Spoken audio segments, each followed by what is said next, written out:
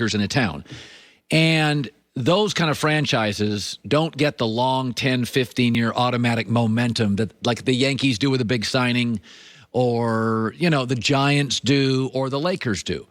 You can lose a series. It's no big deal.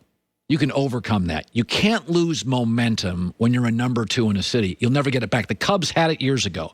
They had Theo. They had Joe Madden. You got Chris Bryant. You got the kid they just traded to the Yankees, Anthony Rizzo.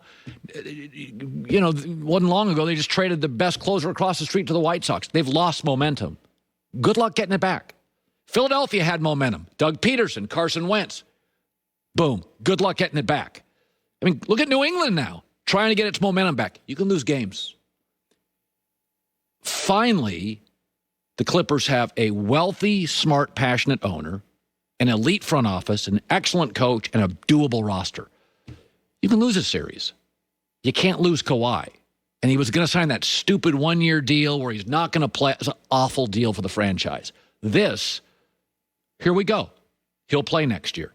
The Clippers are not a franchise that can lose momentum, either of the Cubs, by the way, and it'll just come back eventually. When the Lakers are down, you're like, yeah, they're going to get it back. When Alabama has a dry spell, you're like, oh, they'll get it back. Oklahoma football, Duke basketball. We have these brands where they lose it. They lose a coach. He retires, whatever. But they always get it back. Lakers, Yankees, Dodgers, they always get it back. You sure the Cubs are? We sure the Eagles are? We sure the Clippers are? So this ensures franchise momentum. And that's a big thing for them. Jermaine O'Neal, new Netflix documentary. Can't wait to talk to him. Have you ever been last in line for a hot shower in your house? It's just ridiculous, right? Getting in the shower, rudely welcomed by lukewarm or even cold water.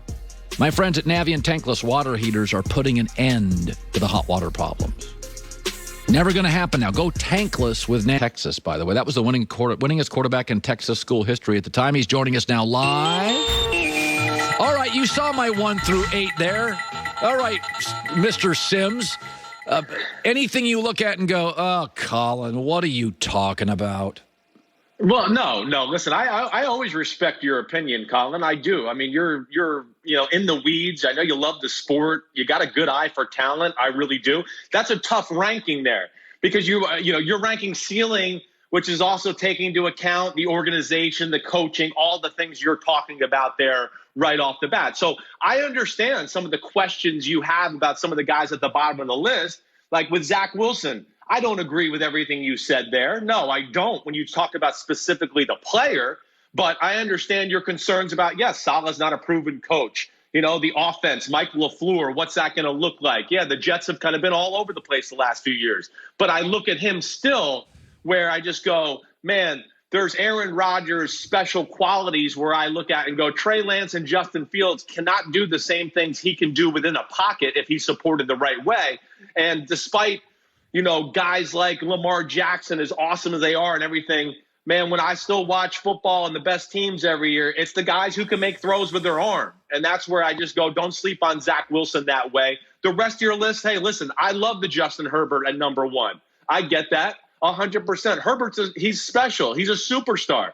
And I took a lot of flack for putting him above Tua a few years ago in the draft. So I get that. I probably would have put Kyler Murray 1 just for this exercise to go, man, it's been pretty damn good and special through the first 2 years. And I think they got a decent support system there as far as the receivers. I'm not totally sold on the Cliff Kingsbury offense yet, but I'm not going to push too hard on you with what you did here. It's a tough one when you take in the whole organization. Okay, so you work with the Patriots, and I said to start the show today, I said, listen, Cam gives you experience and some playmaking, especially in the red zone. In terms of anticipatory thrower and accuracy, Mac Jones. Right. And I look at him and I'm like, well, it kind of depends. I think you can win with both, but I wonder because they don't have a lot of perimeter special players. They just don't. Nelson Aguilar's inconsistent. And my takeaway is, well, they're not going to win with turnovers. This has to be a wildly efficient team, almost a Saints feel, where there's no big plays. We got to outsmart you, out-detail you, out-efficient you. And I think I could see the coaches just saying, listen, we're not quarterback dependent. That's just not what we're going to be, and going with Mac over the playmaker Cam. What was your interpretation of the Patriots, Mac and Cam last night? Well, first off, I mean, hey, Mac Jones looked very good. No, there's no doubt about it. I mean, for your first time out on the field, big bright lights, the Patriots offense has a million rules, playing against a pretty good Washington defense.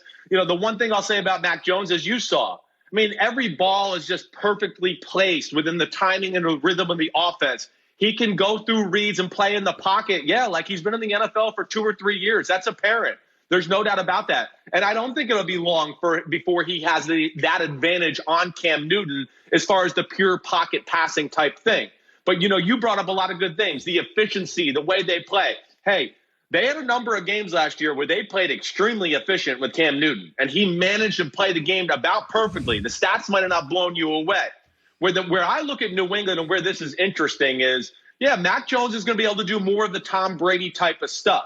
But like you said, with the receivers on the outside right now, this team isn't made for that quite yet. And I'm not so sure. And to me, the decision for New England comes about how can you maximize what this team is this year? And that's, to me, still where I give Cam Newton the advantage. They have one of the 2 or 3 maybe best offensive run blocking offensive lines in football. Yes. Of course, with the coaching, right? So Cam, of course, now it can make that even more dangerous and accentuate it even more because of his ability to run the ball and do those type of things. So I look at it that way, and I think the way their team's built with the 2 tight ends, all the running backs, the offensive line, like you said, not special receivers yet, improvements with Aguilar and Kendrick Bourne to where I still think it's going to be Cam Newton. I just have a hard time thinking they're going to put Mac Jones in the trust tree yet as a rookie. Especially with Cam Newton getting the full off season and some of the other things he can bring to the table. So this, Chris, is mostly your first preseason game is go out and play. There's not a big game plan for it, right? Right. But I said this the other day. I said I could see the Packers saying, all right, we don't need Jordan Love to play, so we don't need to throw a bunch of stuff at him. But he can't look awful. We're going to script about 10 plays. We want this thing, just the optics of it, to not be a disaster. So my feeling is Green Bay is going to make Jordan Love look good this weekend. They're going to set him up for success. And we're all going to come out Monday and go,